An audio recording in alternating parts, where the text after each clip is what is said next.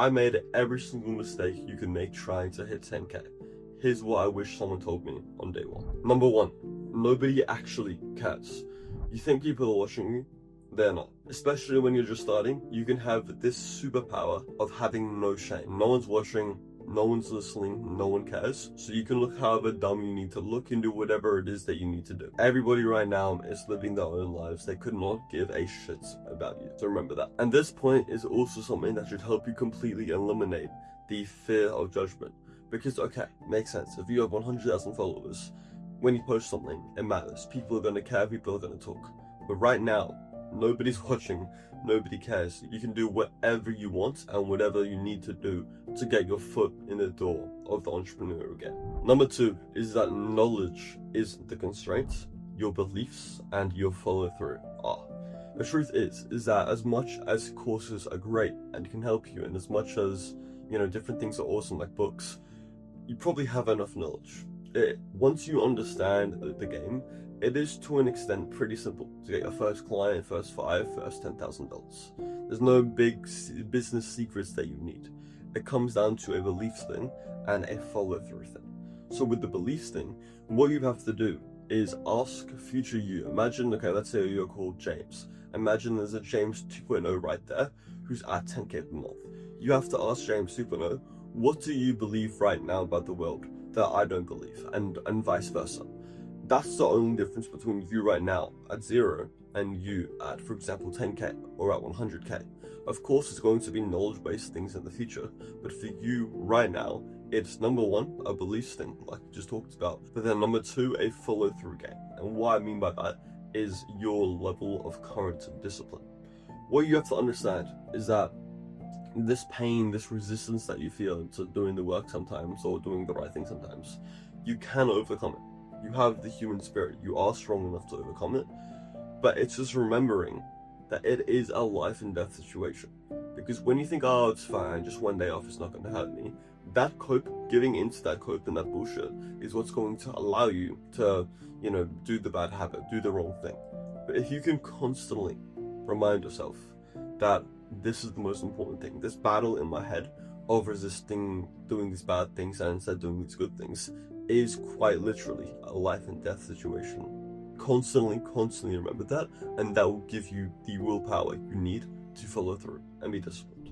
Number three, money moves towards people who solve pain, not people who work hard. How many people work hard that are broke? Millions, billions maybe in this world. There are so many people that work hard, that work 80 hours a week, 100 hours per week, and they're still broke. Just working hard is pretty meaningless. To make money, you have to solve problems and alleviate pain. Value is created when pain is alleviated. So if you alleviate pain, you create value, and value is what is exchanged for money. That's business 101. Number four is speed matters more than perfection. Do you know how long I spent on my first website? It was an abhorrent amount of time, like 3 or 4 weeks, because I wanted to make sure every single little detail of it was absolutely perfect. But the truth is, not only does the website not really matter in the first place, but perfection is a complete waste of time. You need speed. Going from the idea of starting the business, for example, the agency, to the first video on YouTube or the first cold call, you need to shorten that time frame and make it as soon as possible. So many people, you hear them say, oh, I'm going to start a business. And then you see them again in 6 months and you say, hey bro, how's that business going? And they say, oh yeah, I'm just setting up my LLC. I'm just kind of trying to get the website set up. I'm just trying to think of a business name. When you're starting out, it's go, do the cold calls, do the inputs, move the needle as fast as possible. Next is your environment decides your income ceiling. If you can change your environment, you can change your ceiling. Perfect example is me being here in Bangkok. Back home, back in the day a few years ago when I was still in high school, people were talking about $500, $1,000, $2,000, like it was this big deal, like it's a lot of money, right? So because of that, that was what I saw as a lot of money. And that was to an extent my ceiling, because I was in this environment, me trying to close a deal for anything more than $1,000, $2,000 was just completely out of this world. But now, being here in Bangkok, going to these, fancy cigar lounges, the average person that's at these establishments, their net worth is over 5-10 million. and they talk about 100,000 or even 1 million, 2 million, like it's nothing, like it's normal. And to them, you know, $5,000, $10,000, it's just what any normal investment might cost. So being in a different environment, completely changing the type of people that you're around is going to change your ceiling in terms of what you believe is possible when it comes to your income, which is incredibly important. Our next on this list is very important, and it's that you'll hit your first 10K faster by being specific, by trying to help every single person. You're not Walmart, you're not $1 trillion industry. Right now, what you need to do is be very, very, very specific with the information that I gave you in the past few minutes. What we talked about before, right, is that money. What we talked about before is money is created when value is. What we talked about before is money is exchanged for value. Value is created when pain is alleviated. So meaning to solve someone's pain, which you do that by solving their problems, right? Instead of trying to solve a massive problem in the entire world with $0 just starting, focus on one very small, specific problem for one very small, specific niche. Do that, and like I said before, do the inputs straight away, and you'll start to see results. Number 7 is obsession beats balance every single time. Right now, I can tell you with 100% certainty, you will not actually reach true burnout where you're truly just too completely messed up for at least 3 months of 12-hour days every single day. You have that in you. You have that potential stored in you. You right now could work 12 hours per day for the next 90 days, make a fuck ton of progress. It's just up to whether you want to do it or not. Do not concern yourself with work-life balance or any type of balance right now. We should be looking at balance in the long term, right? To where balance is something that's really going to be able to help you out when, you know, you're already at 10-20K a month and now you need a kind of a dedicated Sunday off or a 3-day holiday out here to completely relax and to rest. That's awesome. That's cool. But for right now, it's the last thing that should be on your mind. Your mind should be war mode, should be all in.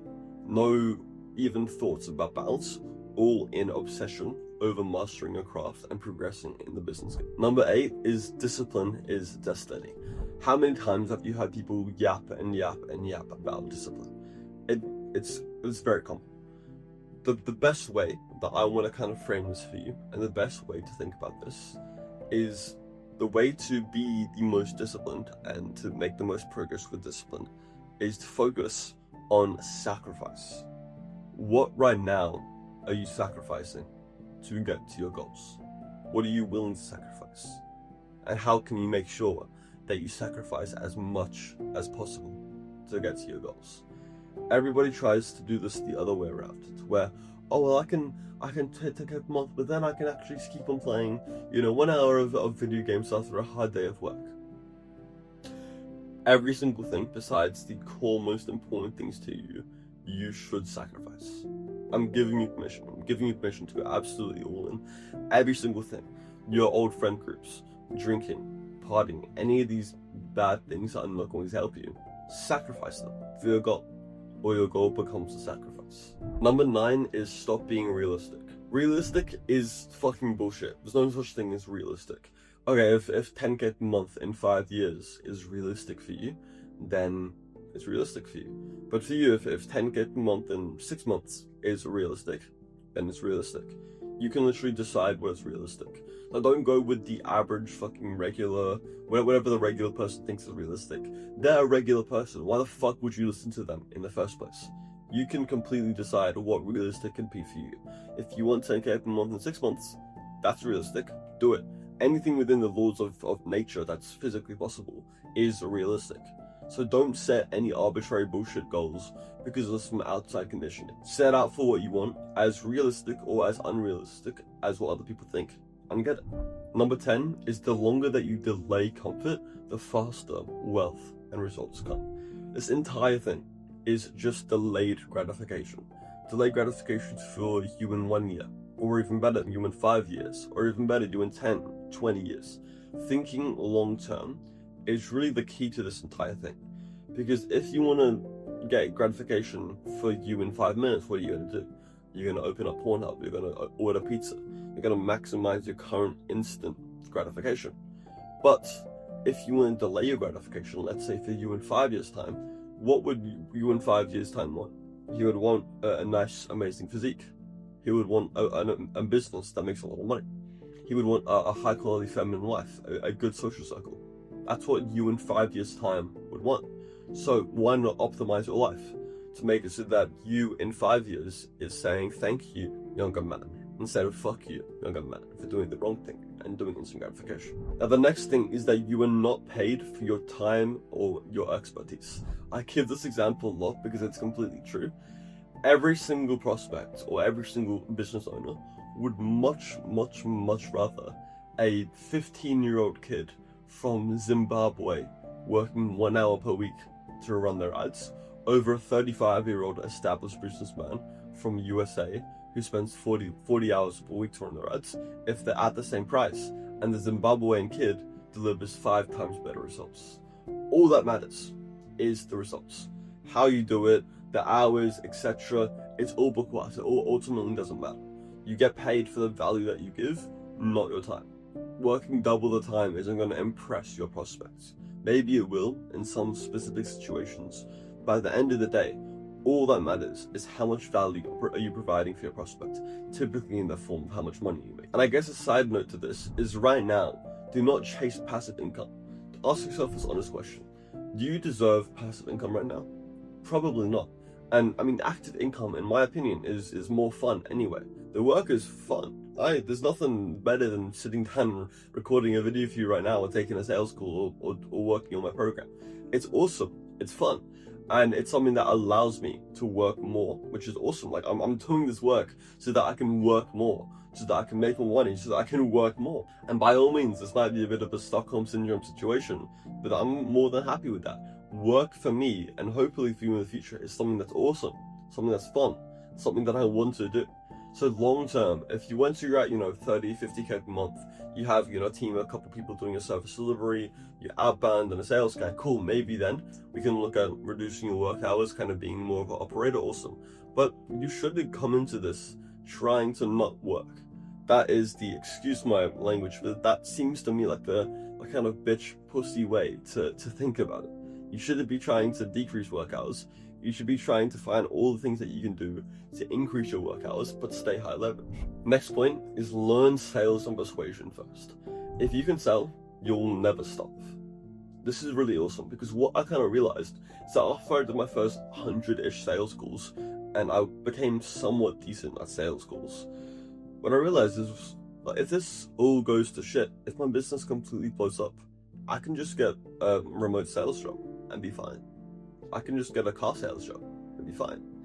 And you don't need a high school diploma or a Harvard master's degree or a bachelor's degree or anything to do sales. You need to be good at sales to do sales. So if you can learn that skill initially, your baseline income goes up to double whatever the average salary is in your country. And next point, which is very similar to this point, is learn by doing, not by reading about it. The way you're going to get good at sales isn't by just reading 100 books on sales and not taking a sales call. It's by hopping on the fucking call, right? It's by hopping on the call again and again and again and again. Learn through repetition, learn through actions, of course. Buy the sales course, read the sales books. They're going to help you as auxiliary things that you can do to improve your skills.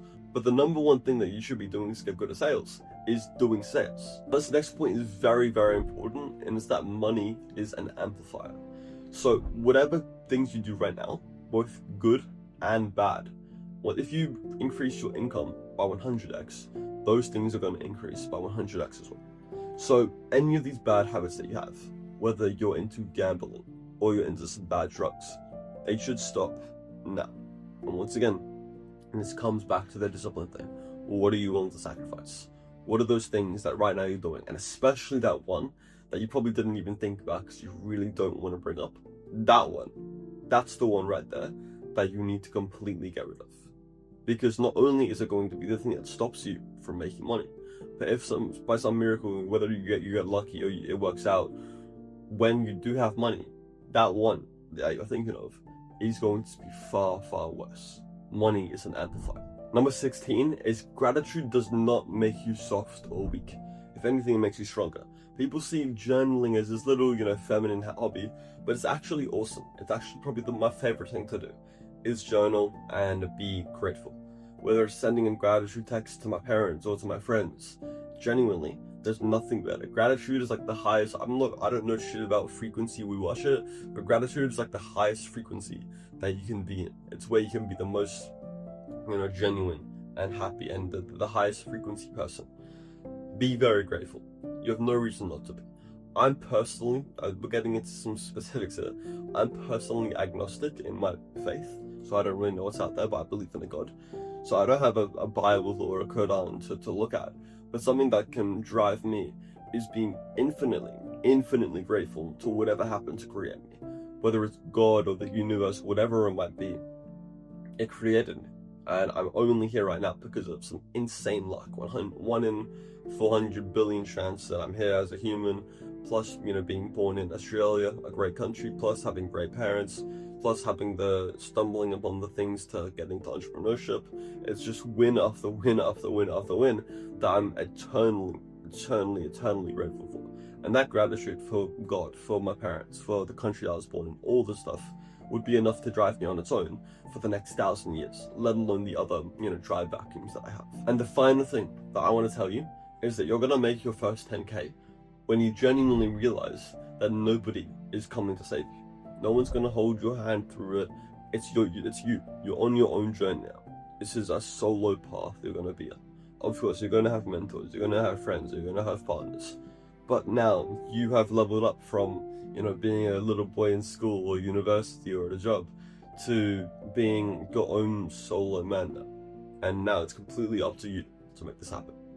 So go ahead, and I finish this off because we've been talking about discipline quite a lot here. I'll finish this off with a Hamza quote of do the hard work, especially when you don't feel like it. Bye bye.